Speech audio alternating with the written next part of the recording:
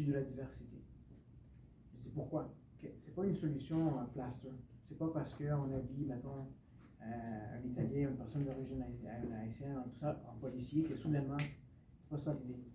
Et je vous l'ai dit d'entrée de jeu, c'est que avec les policiers qui proviennent de d'autres cultures, est-ce que c'est un pas dans la bonne direction pour comprendre la réalité, les enjeux, les trucs que peut-être, si on n'est pas de cette culture-là, on les maîtrise pas.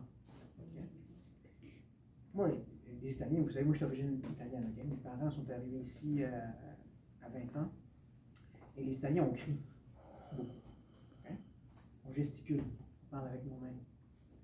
Les Haïtiens aussi, hein? Oui, donc ça va. C'est pour ça qu'on s'entend très très bien, je pense, les Italiens. Mais mettons, souvent quand un jeune d'origine italienne ou un policier avec cette connaissance fine de la culture va arriver sur un appel d'un conflit, il va entendre crier. Est-ce que tout de suite on doit appeler la DPJ? Parce que le père a dit « Je vais te tuer! » Ok, mais attends. Non, mais est-ce qu'on peut prendre une grande respiration, juste comprendre qu'est-ce qui est arrivé avant tout de suite basculer en mode intervention? Donc moi, pour revenir à votre question, c'est que cette diversité amène une richesse parce qu'on peut essayer de comprendre ce que les autres vivent. Oui, c'est fort. Ouais, j'aime ça. Est-ce qu'on peut applaudir? Alors, pour M. José Corby, je peux répéter la question? Alors, la question est, comment nos différences, que ce soit culturelles, religieuses, sociales, environnementales, peut-elle devenir des forces plutôt que des obstacles? Je commencerai par une citation d'un auteur qui eut à dire « Si tu es différent, reste près de moi, car ta différence germera et m'enrichira. » À Montréal, nous avons ce plaisir d'avoir une grande diversité. Des gens qui viennent de toutes parts, avec leurs forces et leurs faiblesses. Comme l'a souligné le commandant, quand on connaît quelqu'un, l'intervention va être mieux. Et dans une perspective nettement culturelle, Montréal, c'est une ville extraordinaire parce qu'on a des communautés qui viennent de partout. Sans aller en Italie, je peux aller dans la petite Italie, manger, faire ce que je veux. Sans aller en Asie, je peux aller au quartier chinois. Sans aller dans le Maghreb, je peux aller au petit Maghreb. Donc, Montréal, c'est riche. Riche aussi, dans cette richesse, on finit par comprendre les autres. C'est pourquoi dans certaines personnes ne sont pas ponctuelles. On dit des fois, nous qui sommes d'origine haïtienne, les Africains ne sont pas ponctuels. Et c'est pourquoi quand quelqu'un donne un rendez-vous à un Haïtien ou un Africain, quand vous le dites à 2h30, vous arrivez vers 3h, 3h30. Bon, écoutez, c'est une force, mais aussi c'est une faiblesse. Donc, la représentativité, c'est pourquoi c'est très important la représentativité. Comme le commandant l'a souligné, les policiers de diverses origines vont pouvoir comprendre certaines réactions. Et cela va aider d'autres collègues à se temporiser. Donc, comme les gens qui parlent fort, la personne n'est pas nécessairement violente. Donc là, on va dire aux gens, on se calme, on va... Donc, moi, je pense que nos différences nous enrichissent. Nos différences nous aident. Et on est chanceux de vivre dans une ville comme Montréal où on est différents, certes, mais on peut apprendre à se connaître pour pouvoir mieux vivre ensemble. C'est bien, c'est bien. Vous pouvez répondre. Juste rebondir un tout petit peu sur ce que le commandant a dit, là, sur le fait d'avoir des équipes diversifiées. Des fois, ça amène des perspectives auxquelles on n'aurait juste pas pensé. Je vais vous donner un exemple. On a inauguré, il y a quelques années, le parc Julie-Hamelin, notre premier parc 100% adapté. C'est près Des villes. Oui, de ville, et deuxième avenue, l'avenue du 7. Et quand on a inauguré ça, bon, il y avait la sénatrice Chantal Petitclerc en déroulant, etc. Puis on était fiers, regardez, là, pour les enfants à mobilité réduite, c'est merveilleux, ils peuvent aller n'importe où, etc. Puis, à un moment donné, elle a dit, non, mais oui, évidemment, pour les enfants en chaise roulante, c'est merveilleux, mais aussi pour les parents en chaise roulante, mais qui ont des enfants, dans le fond, qui n'ont pas de handicap.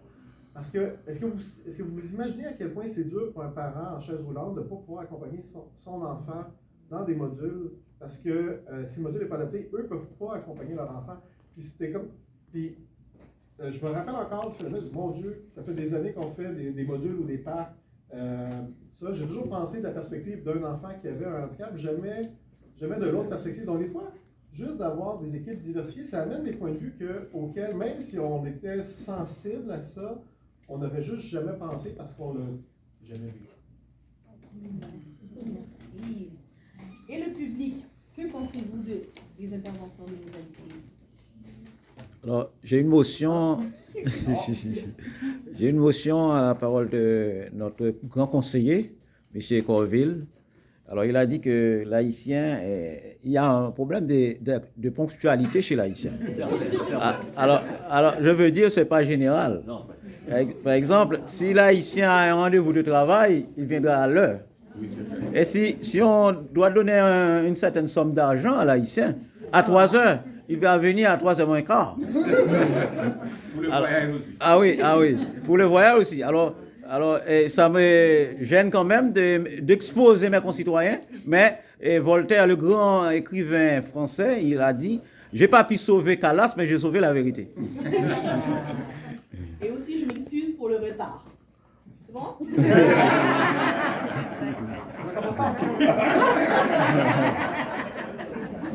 est en avance, On est en avance. ponctualité.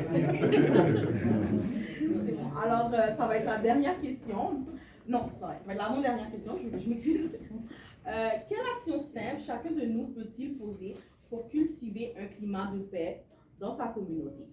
Ça a été un peu répondu, mais plus pour finir. On va commencer par notre artiste Joseph André.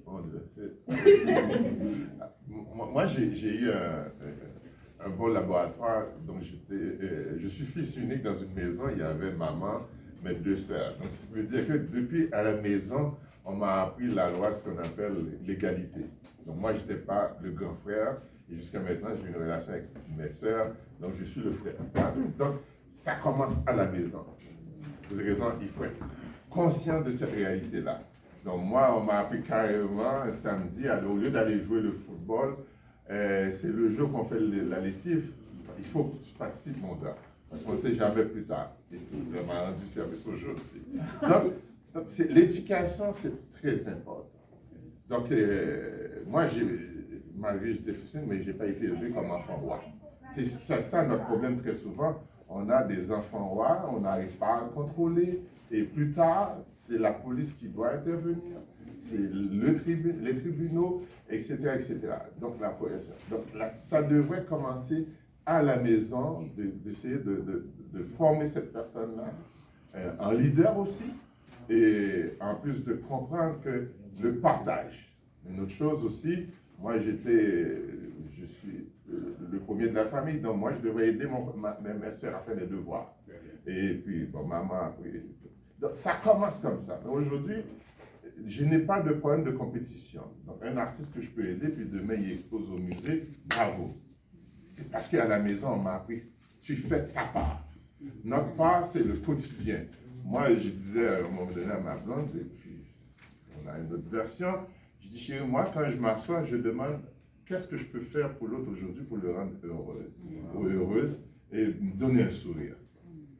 Ce n'est pas une question d'argent, ça peut être, je cherche un programme, il y a un programme gratuit. Ou bien le restaurant, ou bien acheter un bijou, ça peut être 10 piastres. Comment rendre l'autre? Et moi, j'ai des artistes qui viennent me voir, et puis très souvent, 5 enfants dans la maison, etc. Je dis, bon, moi, je suis dans un toit et demi, tout ça, je peux prendre vos œuvres. Là, il y a une confiance qui est établie, il y a une relation qui est établie. Et sachez, les amis, même avec les collègues aujourd'hui, c'est comme ça on commence. Moi, je dis aux gens, selon notre éducation, vous pouvez rencontrer le Premier ministre, vous pouvez rencontrer le commandant, vous pouvez rencontrer Josué, mais si vous n'avez pas ce qu'on appelle le goût d'entretenir une relation avec les gens à long terme, vous allez passer à côté. Et c'est d'eux-mêmes, vous avez besoin de quelqu'un, le commandant ou bien, Josué ou bien mon ami à côté. Ah oui, mais il était là, mais monsieur Sylvain, mais je ne me rappelle pas. Communiquer, et pas seulement pour les besoins. Et les besoins, c'est à long terme. Mais c'est ça que très souvent nous sommes perdus. Ah oui, mais c'est ça, l'Amérique, c'est le capitalisme. On peut être communiste dans nos cœurs. Dans le sens, moi je partage, je construis. Comment construire? Nous sommes, chacun de nous sommes des investisseurs. Comme lui, comme je dis, chacun de nous. Qu'est-ce que je fais comment je participe, moi, pour cette société-là? Moi, je rencontre des gens, je n'ai pas d'enfants, je parle, je leur donne des conseils. Je dis, c'est ça, moi j'ai vu ma vieille maman, ça se passe, puis elle prend le téléphone avec des gens depuis 40 ans. Combien d'entre nous aujourd'hui qui ont encore des relations, des gens que nous connaissons depuis 20 ans, depuis 30 ans? On a des amis, j'ai 10 000 personnes sur Facebook. J'ai une groupe, il n'y a personne qui m'appelle. Alors pendant ce temps, si je pouvais établir une relation proche, j'ai 5 personnes autour de moi. Yes. Quand j'appelle, c'est ça. Mais il faut investir le temps, l'énergie et des fois l'écoute aussi. La personne n'a pas besoin de résoudre le problème. C'est pas ça. La personne a besoin d'entendre quelqu'un entendre.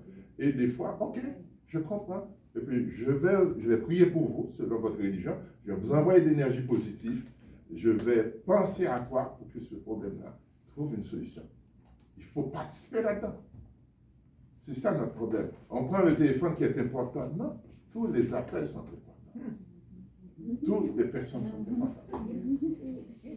Moi, je ne suis pas prête à aller voir la personne qui est malade, mais je suis prête à mettre un costume et un taxi pour aller au funérail. Arrêtons de faire ça. Moi, j'ai payé un billet pour aller écouter quelqu'un. Pendant ce temps, j'ai un ami qui a faim. J'ai un ami, si je lui donne 10 piastres, à un moment donné, j'ai fait quelque chose. Oui, tu es généreux. Je dis, non, je ne suis pas généreux, arrêtons ça. Moi, j'évite un problème que tu m'appelles demain pour me dire que tu es en prison. J'évite un problème, moi. Parce que tu es mon ami, si tu me dis que tu n'es pas capable de payer telle chose, et puis je vais te payer, je sais très bien, je ne veux pas aller dans le journal où tu ne vas pas commettre une bêtise. C'est tout. Je me protège moi-même parce que tu es mon ami. Je ne suis pas généreux. Je me protège. Protégeons-nous à aider l'autre, à encadrer l'autre.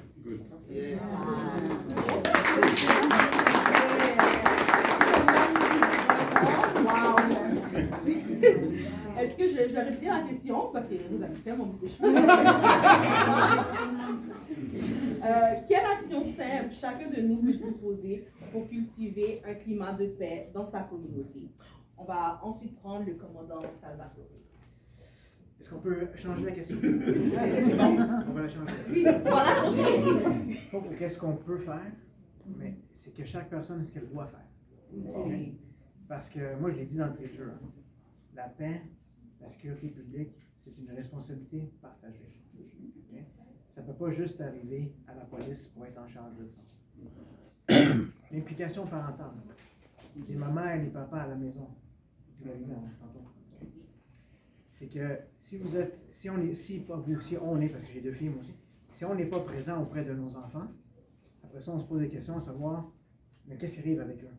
Et après ça, s'ils ne nous respectent pas à la maison, après, ils vont jouer au sport, ils ne vont pas écouter le coach, ils vont aller à l'école, ils ne respecteront pas le professeur, ils vont aller à l'église, ils n'écouteront pas le pasteur.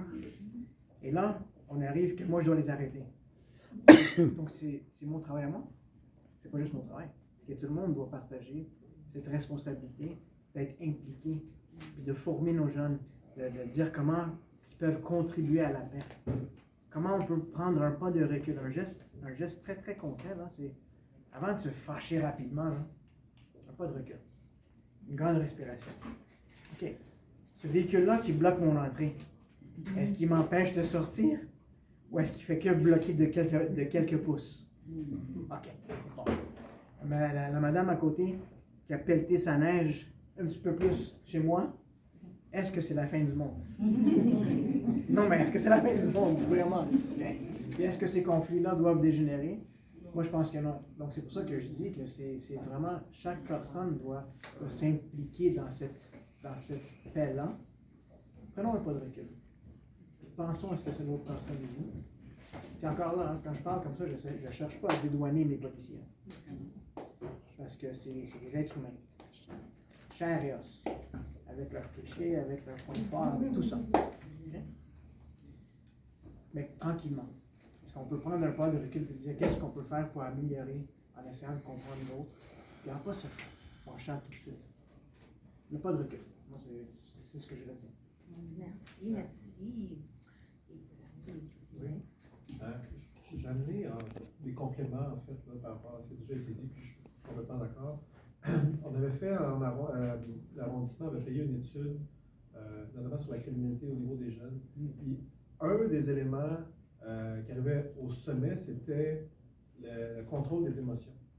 Et il y a de plus en plus les jeunes, mais je pense pas juste les jeunes, parce que quand on regarde sur la route, là, il y a beaucoup aussi que le contrôle des émotions. On dirait qu'avec justement avec la pandémie, il y a des choses qui se sont brisées au niveau du civisme. Et je crois que d'avoir du civisme dans toutes les sphères de notre vie, ça aide et ça nous fait du bien en plus de laisser passer, d'aider une dame à traverser la rue, de ne pas être agressif au volant, de ne pas être agressif même à vélo ou à pied. Donc, le civisme a aidé, par exemple, moi j'aide ma voisine à pelleter son entrée. Bon, j'aime la neige, là. Moi, je suis un peu bizarre dans ça, mais moi j'aime la neige et j'aime ça pelleter, j'aime ça jouer dans la neige, puis ça me fait plaisir de l'aider, de travailler tard, etc. Donc, le civisme, je pense, c'est vraiment important, puis c'est comme un lubrifiant social. Hein. Ça aide à ce que tout le monde fonctionne.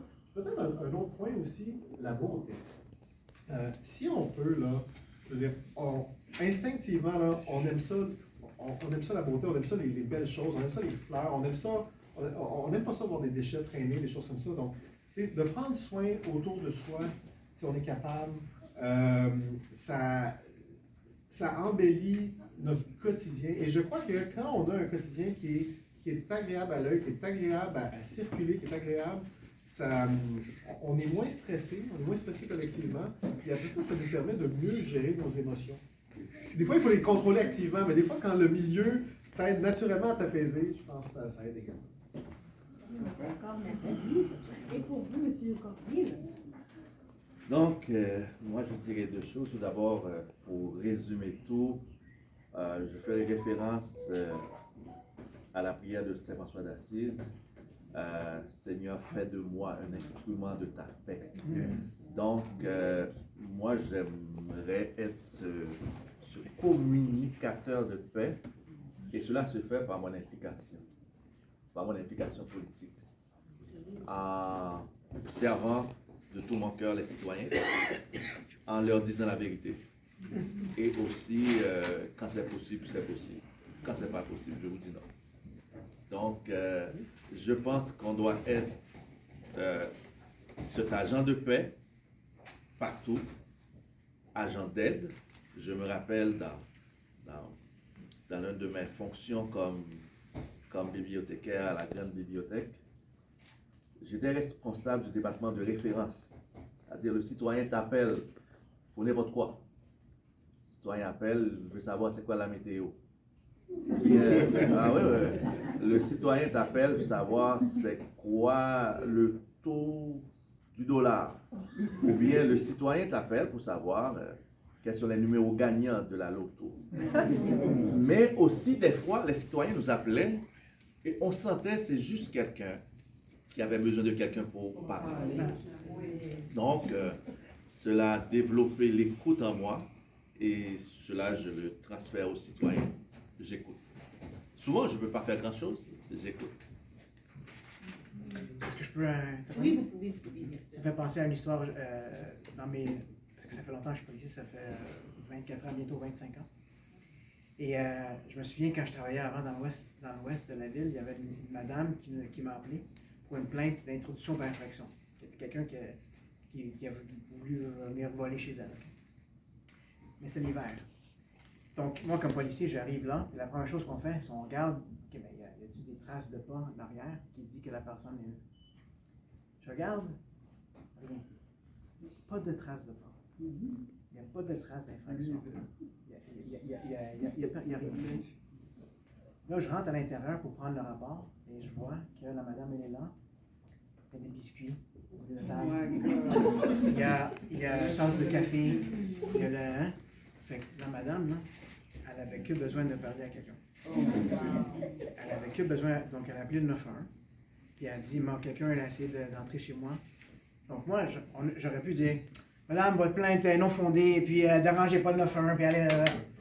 Mais je me suis assis avec elle, j'ai pris son rapport. J'ai pris le rapport. Les biscuits étaient délicieux. Et la madame, on a parlé avec elle. C'était qu'un être humain qui avait besoin d'un peu de compagnie. C'est pas une tentative de corrompre un policier. Avec des biscuits, vous pouvez me corrompre comme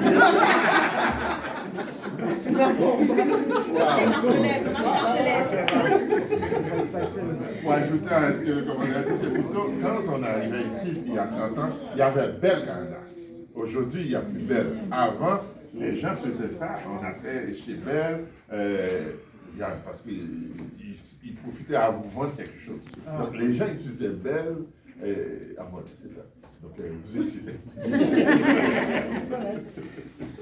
Est-ce que c'était les téléphones à roue comme ça? Parce que moi, je n'ai pas connu ça. Ah, moi, je connais. Ah oui. Oui. Vous avez connu ça, les téléphones? Oui. Est-ce que vous avez connu les téléphones? Oui. Qui n'a pas connu les téléphones à roue? Même en Haïti. Oui. Là où comme ça? Comme ça? Mais pas les amis qui avaient beaucoup de 9 dans leur numéro. Non.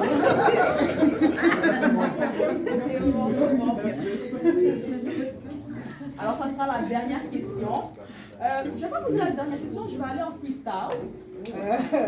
Parce que je crois que quelqu'un a besoin d'entendre. Qu'est-ce que vous pourriez dire, admettons, à une jeune ou un jeune, un enfant,